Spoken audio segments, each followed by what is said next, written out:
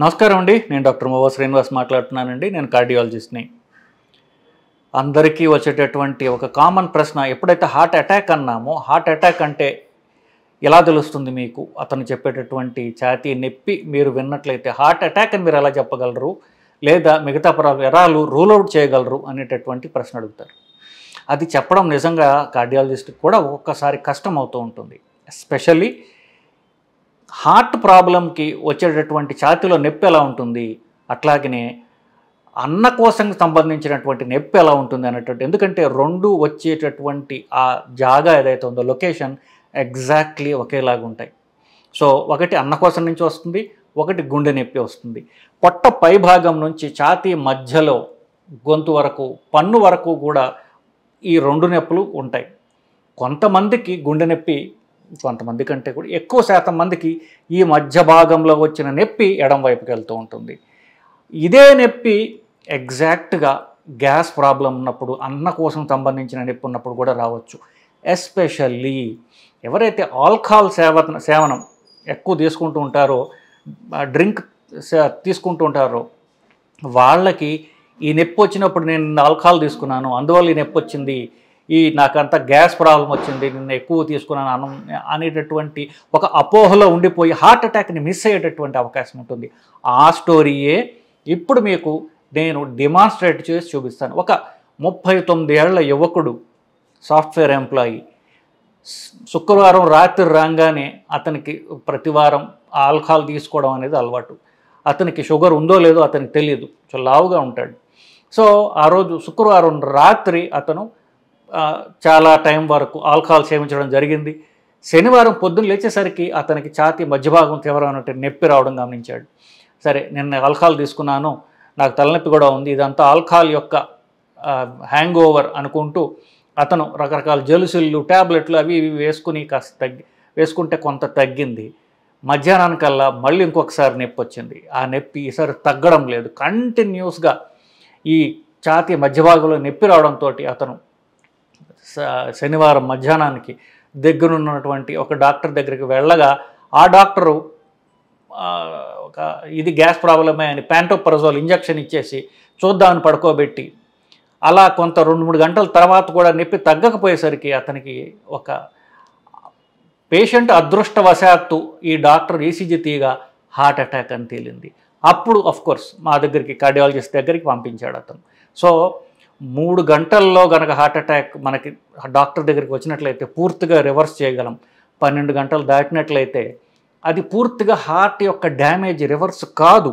So అర్ధరాత్రి drink చేయించిన, అర్ధరాత్రి 8ంటికి డ్రింక్ చేసాడు అనుకోండి, రాత్రి 1 గంటకో 2ంటికో మొదలైన నొప్పి తర్వాత రోజు మధ్యాహ్నం 2-4 తర్వాత డయాగ్నోస్ చేయబడింది.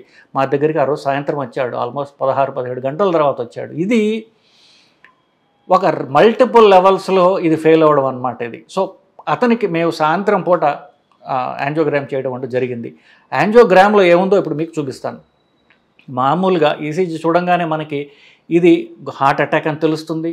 ఆ హార్ట్ అటాక్ యొక్క రక్తనాళం కూడా మనం చాలా వరకు దాన్ని ఈసీజీ ద్వారా మాత్రమే మనం దాన్ని లోకలైజ్ చేయగలం.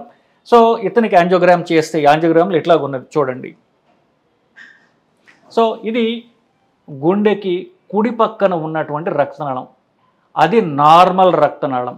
సో నార్మల్ రక్తనాళం ఇట్లా ఇక్కడి నుంచి అర్ధచంద్రాకారంలో ఇంత పొడుగు ఉన్నట్లయితే ఈ పేషెంట్కి ఇక్కడ పూర్తిగా అది రక్తం కట్టి దీన్ని మూసేసింది పూర్తిగా. సో రక్తం కట్టడం వల్ల ఏమైంది, రక్తనాళం ఇక్కడి వరకు ఉండాల్సింది ఇక్కడ పూర్తిగా అది మూసుకొని పోవడం అంటూ జరిగింది. సో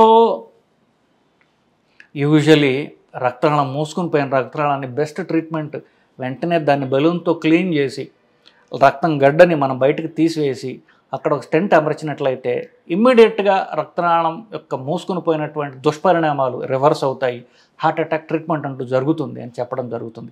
అతను సాఫ్ట్వేర్ ఎంప్లాయీ, డబ్బులు లేక కాదు, అజాగ్రత్త వల్ల, అమాయకత్వం వల్ల జరిగేటటువంటి తప్పులు బేసికల్లీ. సో మనం ఏం చేసామో అట్లా తిరిగి దాన్ని ఎట్లా ట్రీట్ చేసామో మీకు నేను చూపిస్తాను ఇప్పుడు. సో ఇందాక మీకు చూపించిన రక్తనాళం ఉంది, దాన్ని మేము ఒక వైరు కిందకి పంపించడం జరిగింది. పంపించగానే మీరు చూసినట్లయితే పూర్తిగా మూసుకుని పోయిన రక్తనాళంలో తిరిగి ప్రవాహం అంటూ మొదలైంది.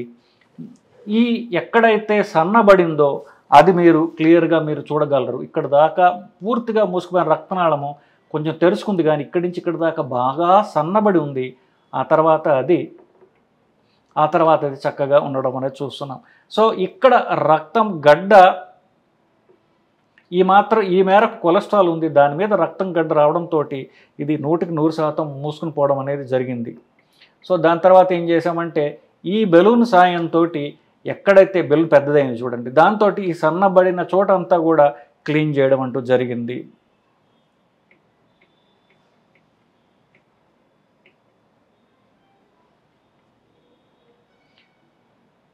ఇప్పుడు మీరు చూడండి, మనం ఎక్కడైతే సన్నబడిన చోట బెలూన్తో క్లీన్ చేయగా ఇలా వచ్చింది. సో రక్త ప్రసారం పూర్తిగా పునరుద్ధరింపబడింది. కానీ ఎక్కడైతే ఇందాక మనకి ప్రాబ్లం ఉన్నటువంటి ఏరియా ఏదైతే ఉందో అది క్లియర్గా డెలినియేట్ చేయబడింది. ఇక్కడ దాకా బాగుంది, ఇక్కడ నుంచి సన్నబట్టం మొదలైంది, ఇక్కడ దాకా బాగా సన్నగా ఉంది, ఆ తర్వాత రక్తనాళం నార్మల్గా ఉంది.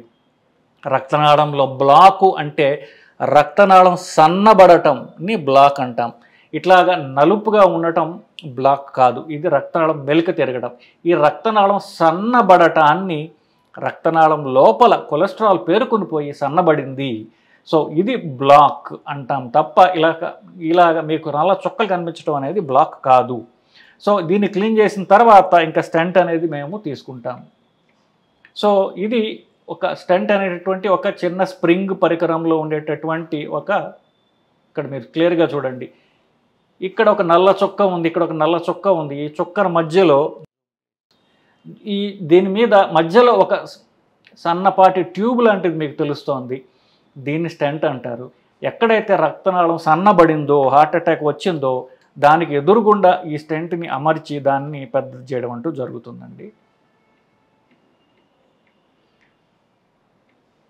ఇప్పుడు చూడండి, స్టెంట్ అంటూ పెద్దదైంది. మనం ఎక్కడైతే సన్నబడింది అనుకున్నామో దానికి ఎదురుగుండా ఈ స్టెంట్ అమర్చడం వల్ల రక్తనాళం పూర్తిగా మళ్ళీ నార్మల్ అయిపోయింది. సో చివరిగా మనం ఇంత చేయగా ఇప్పుడు చూడండి, పూర్తిగా రక్తనాళం చిరిగి నార్మల్ అయిపోయింది అంతా. ఇక్కడ పూర్తిగా ఏదైతే మూసుకుని పోయి ఉన్నదో మనం స్టెంట్ చేయడం వల్ల పూర్తిగా ఇంత పెద్ద రక్తనాళంలో ఫ్లో అంతా తిరిగి మనం ఎస్టాబ్లిష్ చేయడం అంటూ జరిగింది. సో దురదృష్టవశాత్తు కొంచెం డిలే అయినప్పటికీ కూడా మనం పూర్తిగా రక్తనాళాన్ని రిపేర్ వర్క్ చేయడం వల్ల స్టంట్ ద్వారా ఈ హార్ట్ అటాక్ అనేది అతను నొప్పి తగ్గిపోయింది.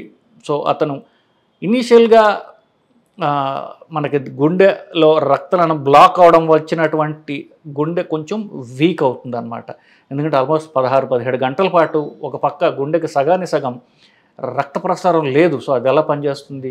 సో అందువల్ల ఈ 12 గంటల్లో అది అనుభవించిన క్షోభ వల్ల అది కొంత రికవర్ అవ్వడానికి టైం పడుతుంటుంది. రికవర్ అవుతుందో లేదో చెప్పలేం, కానీ కొంతవరకు గుండె పంపింగ్ తగ్గింది, ఒక 5-6% తగ్గింది. మనం బ్లడ్ సప్లై పూర్తిగా తిరిగి ఇవ్వడం వల్ల అది పూర్తిగా ఇంప్రూవ్ అయ్యేటటువంటి అవకాశం ఉంది. ఇంతకంటే బెస్ట్ ట్రీట్మెంట్ చేయలేము. అఫ్కోర్స్ ఇంకా ఇదే ట్రీట్మెంట్ అతను ఇంకా ముందు చేయగలిగి ఉంటే ఇంకా బాగుండేదేమో. బట్ స్టిల్ అతని ఎమర్జెన్సీ నుంచి అతను బయటపడేయడం అంటూ జరిగింది. సో అతను ఈ రక్తం గడ్డ కట్టి ఇది బ్లాక్ చేసింది కాబట్టి రక్తం పలచబడేటటువంటి మందులు, ఆ రక్తం గడ్డ కింద నీ సన్నబడటానికి కారణమైనటువంటి కొలెస్ట్రాల్ తగ్గించే మందులు అతను ఎప్పటికీ వాడుకుంటూ ఇది మళ్ళీ రాకుండా ఉండడానికి జాగ్రత్త పడే భాగంలో ఈ 2 మందులు ఎప్పటికీ జీవితాంతం అతను వాడుకుంటూ ఉండాలి. దీనిలో ఎట్టి అనుమానం లేదు.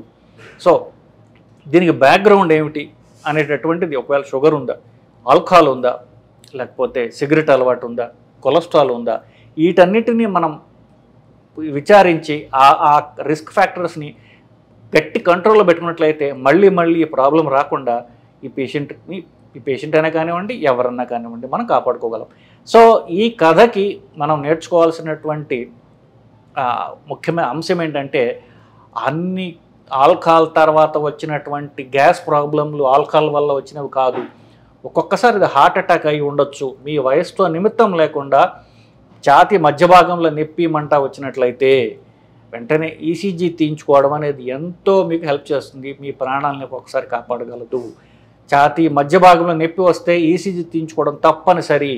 ఈ పాయింట్ మీరు గుర్తుంచుకోండి. మీ ప్రాణాలైనా, మీ చుట్టుపక్కల ఉన్న ప్రాణాలైనా మీరు కాపాడండి. నమస్కారం అండి.